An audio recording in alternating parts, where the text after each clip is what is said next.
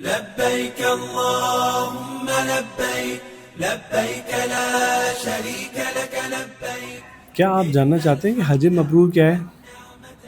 حج مبرور اس کو کہتے ہیں کہ قبول ہوا ہو حج، اور ایک حدیث کا مفہوم ہے کہ حج مبرور کا بدلہ صرف جنت ہے.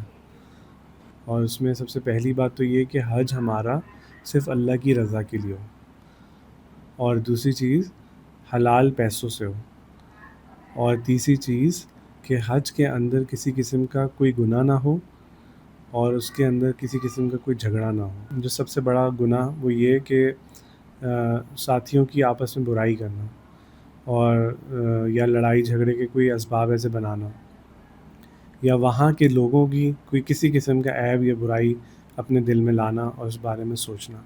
یہ محرومی کی علامتیں ہیں، تو ان سے بچنا. تو اگر ان چیزوں سے آپ بچے رہے تو آپ کا حج مبرور ہے، اللہ کے یہاں قبول ہے.